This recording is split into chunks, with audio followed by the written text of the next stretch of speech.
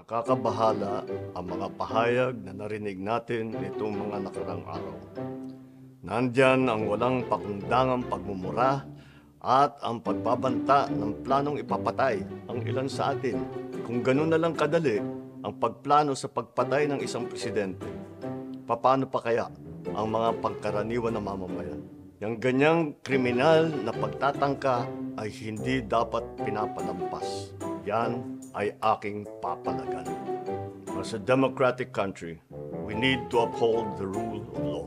Ako, bilang pinuno ng Executive Department at lahat ng mga nanunungkulan sa pamahalaan ay may sinumpaang tungkulin na tutupdin at pangangalagaan ang konstitusyon at ang ating mga batas. Kaya hindi tama ang pagpigil sa mga halal ng bayan sa paghahanap ng katotohanan. Hindi na sanang hahantong sa ganitong drama kung sasakodin lamang ang mga lehitimong katanungan sa Senado at sa House of Representatives. Ang katotohanan ay hindi dapat itokhang. Tapos na sana ang usapang ito kung tutuparin lamang ang sinumpaang panata na bilang lingkod bayan ay magsabi ng totoo at hindi hahadlangan. Imbis na diretsahang sagot, nililihis pa sa kwentong chicheria. Hangad ko na matuldukan na itong mga pangyayaring ito sa parang matiwasay at magdadala sa atin sa katotohanan. 12 taon din ako nanungkulan sa magkaparehong kamara ng Kongreso. Batid ko ang kapangyarihan iginawad sa kanila ng taong bayan at ng ating konstitusyon. Dahil dito, iginagalang ko ang kanilang gawain bilang isang independenteng sangay ng ating republika. Kahit ang buong executive branch, lahat ng mga ahensya ay hindi nakakaligtas at parating sumasailalim sa kanilang masusing pagsusuri. Bilang isang bansa, marami tayong mga paghamon na dapat harapin at mga suliraning dapat bigyan ng lunas. Sa kabila ng mga pambabatikos, nakatuon ang aking pansin sa pamamahala. Ngunit, hindi natin ikokompromiso ang rule of law. Kailangan manaig ang batas sa anumang sitwasyon, sino man ang tamaan. Kaya hindi ko hahayaan magtagumpay ang hangarin ng iba na hatakin ang buong bansa sa burak ng politika. Galang natin ang proseso, tuparin natin ang batas, alalahanin natin ang mandato na pinagkatiwala sa atin ng milyon-milyon na Pilipino. Magtrabaho po tayo sa ikabuulan ng Republika ng Pilipinas at para matamo ang Pag namatay ako, I already asked a person to take revenge against 3 individuals. So, my question now to the administration, is revenge from the grave a crime? So, but you already talked to a person Yes. to do that Yes. in the event that you get killed. Yes. Yes. So that much is clear. Yes. So I have to die first. They have to kill me first. They have to kill me first. So now they can't kill me anymore. Unless they want to die. Kaya, hindi nakaganti si Benigno Aquino Jr. kasi hindi siya nagbilin. But you know, Benigno Aquino Jr. is not Sara Duterte. So, ibang tao din siya. Ibang tao din ako. This is a reply to the statement issued by the Presidential Communications Office on the order of Executive Secretary Lucas Bersamin dated November 23, 2024. The Marcos administration's insistence that the President's life is under active threat is ominous. I raise this caution as the President and his sycophants aggressively sell a narrative based entirely on my statement, which is taken out of its logical context. Bakit hindi nila pinapalabas kung ano yung question ng media? Bakit hindi nila pinapalabas kung ano yung una kong sagot? Bakit ang pinapalabas lang nila is the last, 4 words of my entire statement? They are building a narrative, and I'll tell you kung anong playbook ito. There is absolutely no flesh on the bone, and despite the absence of a reliable investigation, authorities were quick to consider this a national security concern. The diametric contrast and inaction are displayed when I have expressed in previous months threats to my person and the continuing threats to the lives of OVP personnel. Tossing the word assassin. Pakicheck, may sinabi ba akong assassin doon? Wala. So nilalagay nila doon sa narrative nila, assassin. And nilalagay nila sa narrative nila, murder plot. Into this issue, tossing the word assassin into this issue makes things even more terrifying for our country. And especially because I never used that term during my recent consternation against the Marcos administration's failure to serve the Filipinos while it masterfully persecutes political enemies.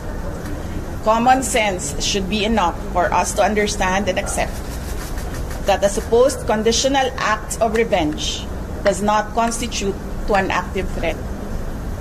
This is a plan without a flesh. Pag pinipilit mo siya na active threat siya, isipin ninyo ang buong mundo na nanonood. Ganito ba ang kapasidad ng mga Pilipino na mag-isip? Diba? At wala silang pakialam dyan. Pero ako, nahihiya ako na ganito ang kapasidad ng mga tao sa administrasyon. I am confident that an honest scrutiny would easily expose this narrative to be a farce, imagined, or nothing at all. So, may question kayo?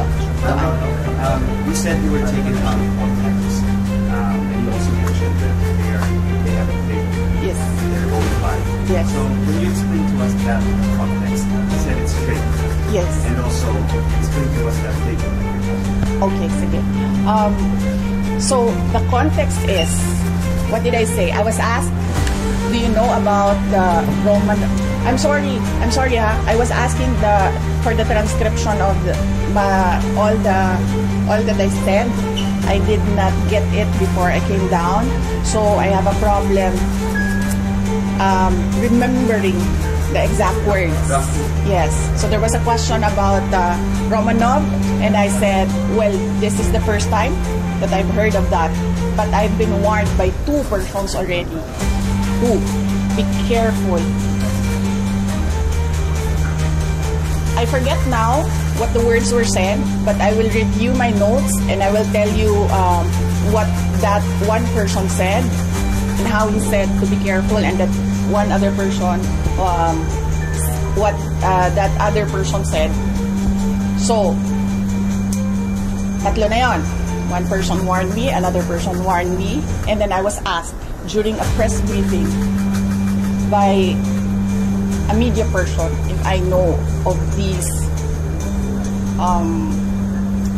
plans, if you can say the word, if that is the correct word to use here, plans. So, I answered. I was asked, Romanov, and then I answered. I was told by 2 people, this is the first time I've heard of Romanov, so that is the 3rd already. And I said, don't worry about my security. If they kill me, if I die, kapag pinatay ako, or kapag namatay ako, in the context of, don't worry about my security. So this means, pinatay ka.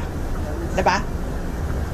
Kasi hindi ka naman mamamatay by heart attack in relation to your security. Diba? So, pag namatay ako, I already asked a person to take revenge against 2-3 individuals. So, my question now to the administration, is revenge from the grave a crime? So, but you already talked to a person Yes. to do that Yes. in the event that you get killed. Yes. Yes. So that much is clear. Yes. So I have to die first. They have to kill me first. They have to kill me first. So now they can't kill me anymore. Unless they want to die. And in the playbook that you were talking about. Yes, the playbook. The playbook. Remember, they are known for political persecution. They suppress and oppress opposition. And then somebody was assassinated on the airport tarmac. Diba? They oppress and suppress, and the people were getting angry, frustrated, and what did they do? They created a scenario that there is a national emergency. They set bombs to create a scenario that there is a national emergency, and then they assassinated their political enemy. So that's the playbook. We already saw that in history. So that is my proof. Yes. Ang hindi lang po nagawa ni Benigno Aquino Jr., kaya po hindi siya ano bang tawag yan? Revenge. Anong revenge? Nakaganti. Hindi siya nakaganti. Kasi hindi siya nagbilin. Diba? Kaya, hindi nakaganti si Benigno Aquino Jr. kasi hindi siya nagbilin. But you know, Benigno Aquino Jr. is not Sara Duterte. So, ibang tao din siya. Ibang tao din ako. Tangina ninyo, kayo, BBM, manggagamit ka talaga eh. Gago ka eh. Gago ka talaga eh. Oh, presidente ng Pilipinas, gago ka eh. Tarantado ka eh. Napakawalang yamo eh. Sa totoo lang. Sa mga maka-BBM, sorry ha, pero gago talaga yung BBM na yan eh. Kita ninyo ha, ang dami problema ng Pilipinas. Hindi siya nagpapakita. Biglang minura siya ni Inday. Biglang lumabas ang gago. Tapos hindi niya, sabi niya, hindi niya papalakpasin yan. Utangin na ka, gago. Hindi mo palalakpasin. Tarantado ka pala eh. Ikaw nga ang dahilan ng lahat ng ito eh. Mapadrug test ka na muna, gago. Padrug test ka, gago. Nayupa ka. Tangina mo, kaya nagkahagan ito yung bansa dahil sa iyo eh.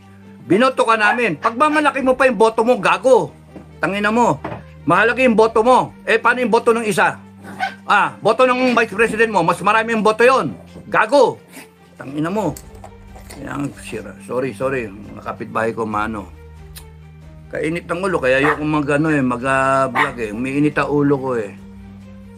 Magsasalita ka, hindi mo palalakpasin. Tarantado ka, pinalakpas mo yung baha. Ang daming namatay. Pinalakpas mo yung kongreso mong magnanakaw. Pinalakpas mo yung komunista dyan sa kongreso. Convicted na, nagko-contempt ng mga inosenteng tao. Putangin na ka. Gago, sorry. Gigil ako eh. Tangin ng hayop ka. Ngayon ka lilitaw, tatapang-tapangan ka, gago. Tangin na mo. Ipapakita mo pa, presidential ka. Mali ka ng sinabi. Mali. Ang dapat sinabi mo, kung may threat sa'yo, Inday, huwag ka mag-alala. Babantayan ka namin. I am ordering the armed forces. As your commander-in-chief ng PNP, I'm ordering you to make sure that nothing happens to the Vice President. Tapos, ikaw babanata mo, kakasuhan mo, gago. Tanga. Presidenteng ewan, tanga ka talaga. Tungang. Tarantado. What you are creating is divisiveness in the country.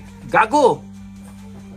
You are placing the country in the verge of civil war. Gago. Ina mo. Tanga. Putang ina nyo. Hayop kayo. Kayong mga nasa kongreso, isa pa kayo. Gago kayo. Okay. Sasamahin kayo lahat sa akin eh.